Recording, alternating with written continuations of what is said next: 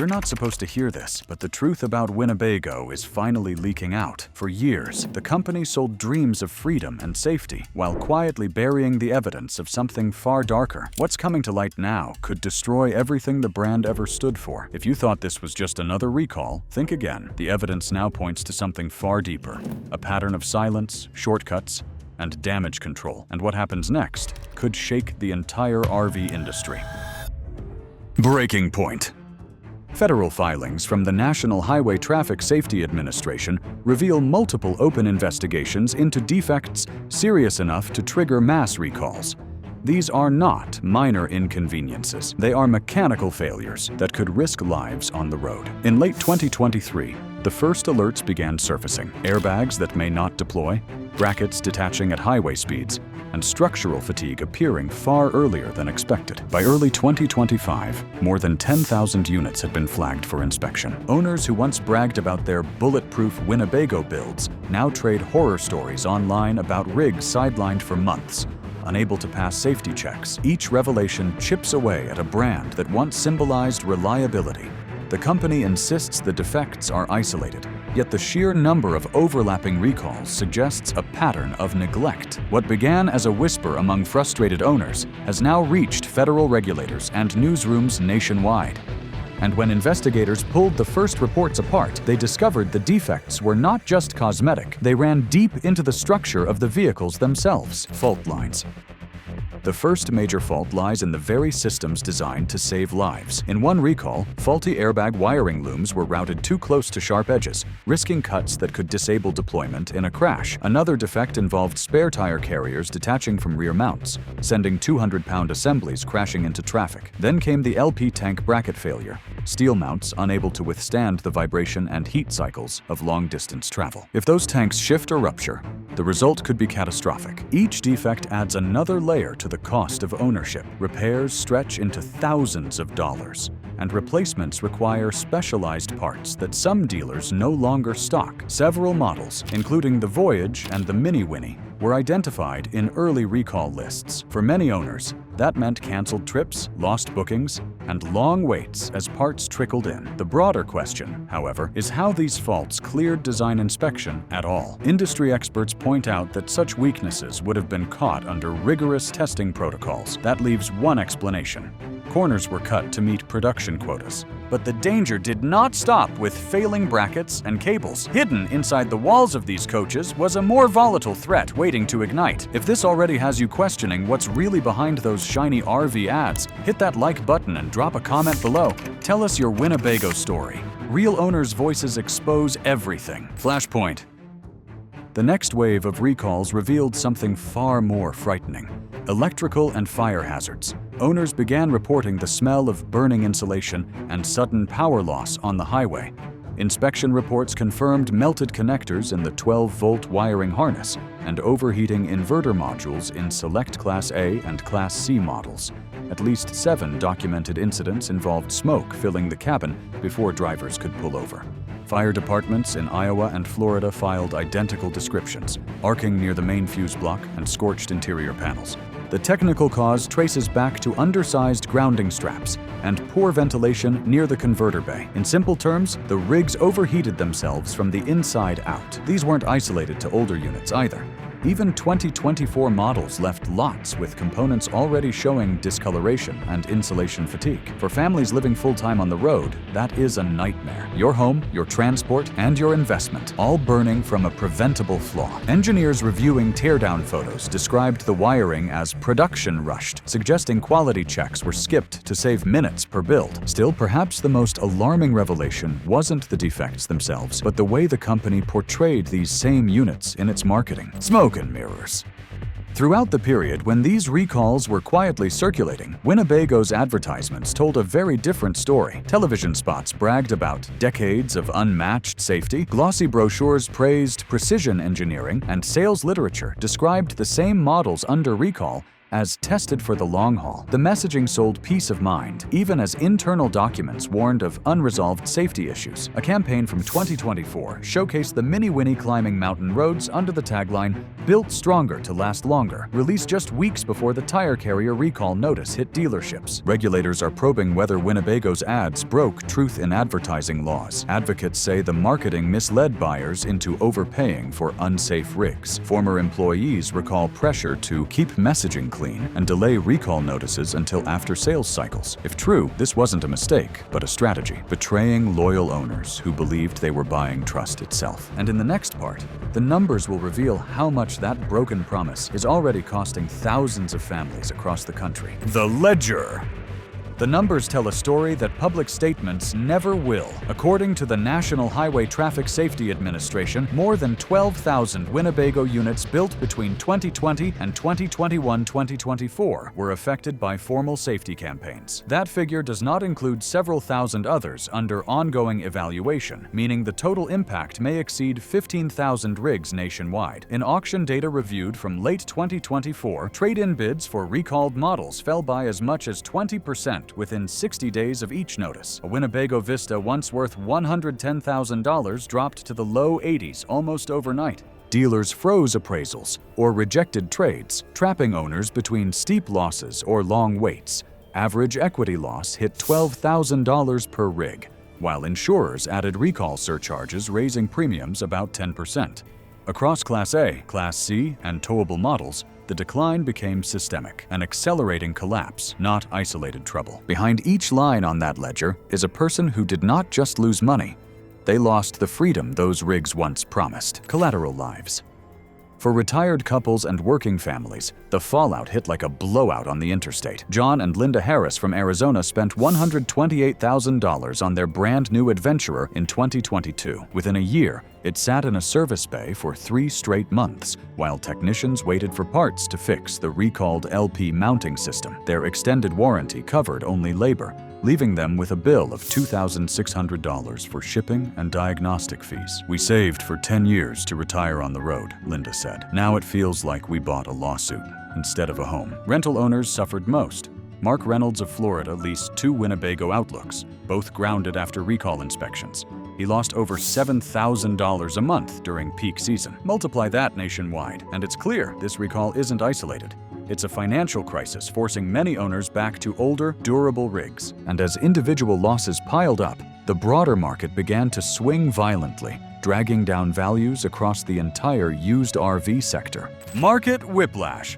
By the first quarter of 2025, used lot managers were calling it a bloodbath. Listings for affected Winnebago models lingered unsold for 90 to 120 days, more than double the normal turnover time. At major wholesale auctions, sellers slashed reserves again and again just to move inventory. A 2023 Voyage that fetched $78,000 in spring sold for barely $53,000 by autumn. Even newer units, still under warranty, suffered spillover depreciation as buyer confidence evaporated. Dealers offered recall-ready discounts, slashing prices by up to $15,000.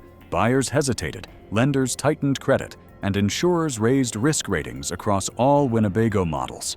Falling resale values cut trade-ins, forcing deeper markdowns. A vicious loop of panic, devaluation, and financial strain spreading through every level of the RV market. Yet even as the numbers screamed decline, another quieter trend emerged. Settlements and buybacks happening behind closed doors, quiet contracts. As lawsuits brewed and regulators pressed for answers, certain owners suddenly went silent. Investigation into warranty claims revealed a pattern. Winnebago representatives offering discrete refunds or replacement units, contingent on non-disclosure agreements. These NDAs barred recipients from discussing the defects publicly or joining class actions. In one documented case, an owner in Oregon returned a defective Class C under what was termed a customer satisfaction adjustment, receiving a check for $92,000. roughly full retail value. The contract explicitly prohibited media contact. Lawyers call these deals hush payments. They cap liability and silence complaints. A few owners get relief, most face warranty dead ends. Analysts estimate about 200 private settlements since 2023. Small in number, but clear in purpose. Pay quietly, protect the brand, and rewrite the narrative before new models launch. And that question lingers. If the company truly believed its products were safe, why spend millions ensuring those affected never speak again? Patchwork fixes. Inside service departments, the truth hides in the paperwork. Over a dozen technical service bulletins issued since 2021 repeat nearly identical instructions. Reroute harness, replace bracket, reinforce mount. The same phrasing, the same part numbers, the same problems. Each new bulletin arrives with a fresh heading, but an all-too-familiar solution. A bandage for a wound that never healed. Technicians joke that Winnebago's updates read like copy-paste manuals. Yet behind that dark humor lies frustration. Mechanics perform the same fix 2 or 3 times on the same customer rig, knowing it will fail again in a few months. Former engineers blame extreme cost-cutting. True fixes need retooling and retraining, but management favored quick patches to meet quarterly goals.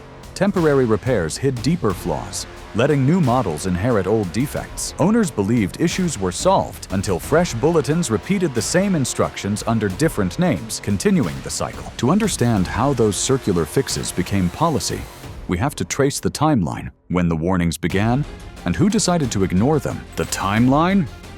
The paper trail begins in late 2021, when internal testing teams first documented premature corrosion on LP tank brackets. Early memos circulated among engineering managers under the subject line, Field Integrity Anomalies. At that stage, the issue affected fewer than 300 units. Engineers recommended a design revision and supplier audit. By the first quarter of 2022, those recommendations were still pending while the company focused on launching new floor plans for the 2023 lineup. By mid-year, failure reports doubled, with dealers logging identical issues, plus leaks and broken connectors. Management chose to monitor and modify, avoiding recalls to protect sales. Internal emails confirmed the hesitation. Not until January 2024 did the first recall appear, after over 10,000 rigs were already on the road. As the defects spread, the marketing department doubled down on a different message: the illusion that these machines were stronger than ever. The illusion of strength. While engineers wrestled with weak brackets and wiring faults, the marketing team painted a picture of perfection. Built for generations, read a national campaign launched in late 2023.